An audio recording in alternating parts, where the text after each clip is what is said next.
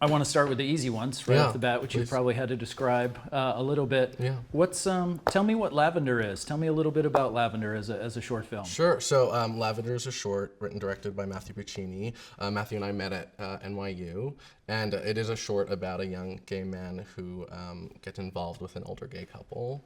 And it's, to me, it's a really tender film, and I think it started in conversations with Matthew about wanting to explore an atypical relationship, more often rather, found in the queer community through the lens of something that is a bit more poignant and soft, rather than something that is kind of taboo and salacious. The short premieres at Sundance. What did you learn from that experience, or what did you go, man, I wish someone had told me that I about this before I showed up? Learned a lot at Sundance.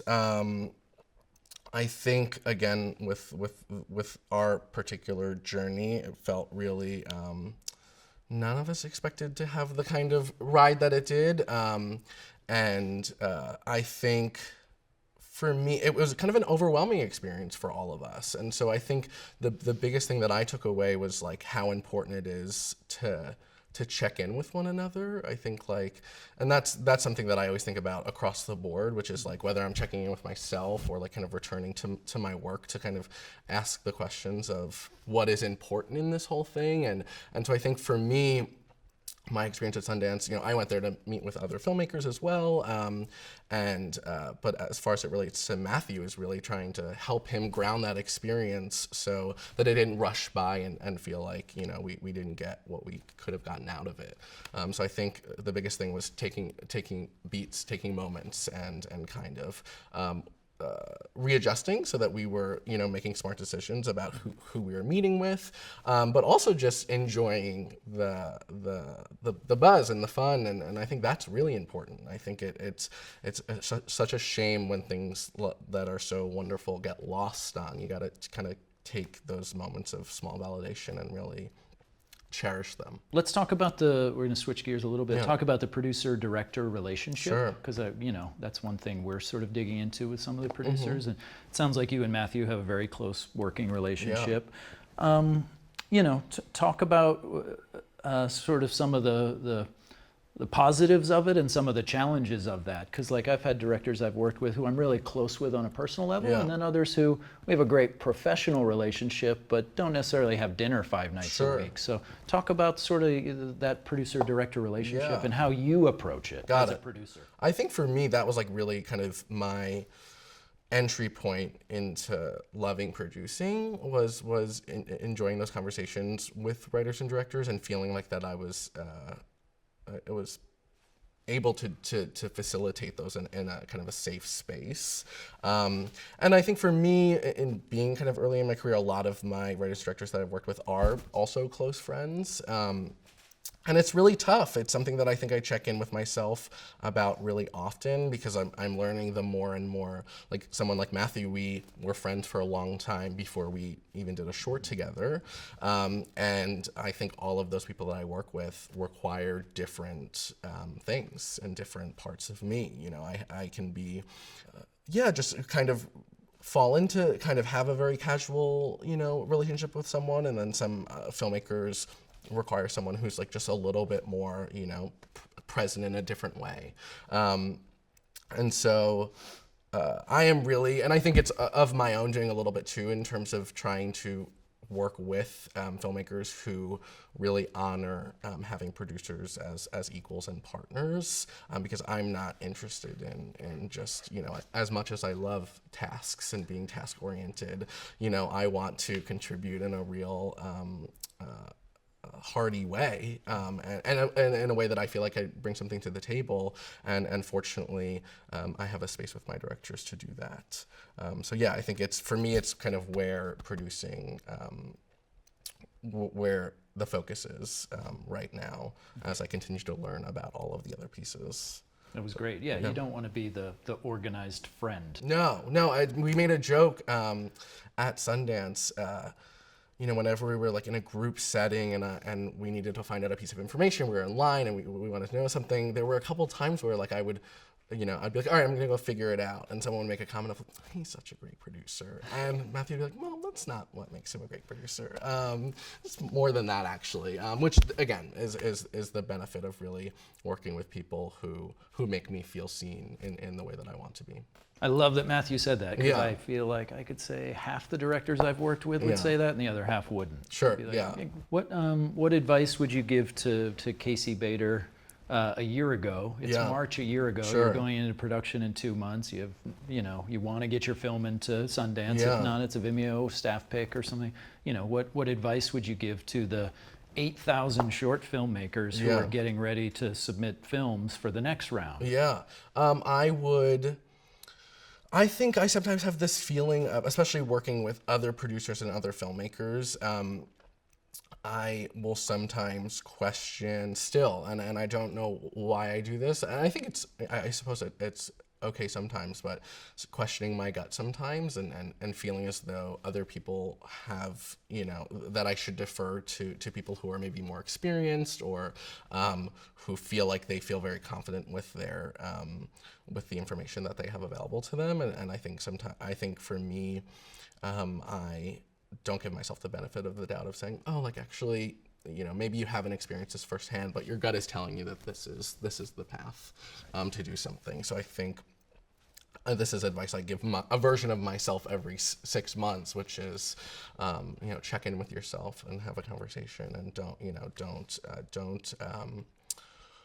get too wrapped up in self-doubt and imposter syndrome and all of those things that kind of plague everyone across the film industry, especially as they're coming up. Yeah. You touched on it a little earlier. I want to come back to it in terms of, it may be a short, it's going to be features already, and et cetera. How do you sort of motivate others that you work with? As the producer, you're talking to cinematographers, you're talking to writer-directors, you're talking to editors, you're talking to sales agents, you're talking to Fox Searchlight. Yeah. Sort of, how do you get everybody on your page, the movie's page? Sure. I think hopefully that's often something that is planted early enough on, at least in some form, in terms of why those people are part of the project in the first place. Like we EP'd a film this summer called Beast Beast by a filmmaker named Danny Madden, who had a short at South by a couple of years ago called Krista, and the feature was based on the short. I met with Danny, and he kind of pitched me on the idea that the feature was a very small budget, and he pitched me on the idea that the movie shot in Georgia that summer was going to be like summer camp, and I was like, well, I've heard that before, Danny, and it's kind of the worst kind of summer camp, and everyone's hot, and we're all questioning why we're here, and I went down to Georgia for the month of August, and that was an example, and there were other producers who had been with that project for a long time, who had done a remarkable job at bringing together the right people. And so I think what I learned from that experience was really the process of vetting to make sure that everyone, to the best of your ability, is not only able to do the job that they're there for, but is on board to kind of travel, to go on the journey that the film requires, even in production. And I've never been on a set that had no egos. There was no tension between departments. It was really, they had really rallied around Danny because he's also a very talented editor and animator, and I think had given a lot of himself to those people that came to rally for him. So it wasn't just about them believing in his dream and his vision, but also really kind of being there as friends and family and people that were benefited from his kind of generosity over the years, and that created a perfect storm to be able to make such a small movie that really did feel like summer camp. So I was tricked, or I was told directly that it was going to be that way, and it was. It's nice when that actually happens. Yeah. I've been told this is going to be so much fun so many times in my life. And Yeah. I'm like, it's fun sometimes, but Yeah. it's not show up and it's just a parade. Yeah. Well, it's March and I'm still talking about it, so like I'm there. It was really a lovely experience. So I think, it goes, I think, hand in hand with grounding the experience and trying to make sure that everyone is on the same page. from the beginning. What makes a good producer? Yeah. Again, I think it depends on the type of producer that you want to be. I think for the kind of role that I'm looking to fulfill is someone that is poised to ground the experience of making a movie for the people around them. I like sometimes think of it as like weathering the storm in a calm way and trying to get everyone on, in that safe space. I also think a producer has to be really able to check their own ego, because I think especially early on, so many miscommunication and so much of any experiences with miscommunication I've had have a lot to do with letting insecurity speak about decision making, and that's on both ends. That's on all ends of people coming to the table of really trying to just be thoughtful, to not get caught up in the prospect of making a movie without doing it in a really specific and intentional way, and that's kind of goes hand in hand with being grounded, which is sometimes slowing the process down and having the conversations around making decisions so that you can move forward without feeling like it is pure chaos, because that with limited resources and sometimes not being able to pay crew and what, it's the only thing to do is to really take a beat and try to do things in a really smart and in a way that makes sense for the kind of circumstances that you're in. But also like I oscillate between doing this too much and probably being too serious, but it's also like having fun, and trying to, I'll crack a joke to kind of a nauseating to degree, but yeah, to have moments of levity and fun and try to remind ourselves, that we do this because we love it, and and to not take ourselves so seriously.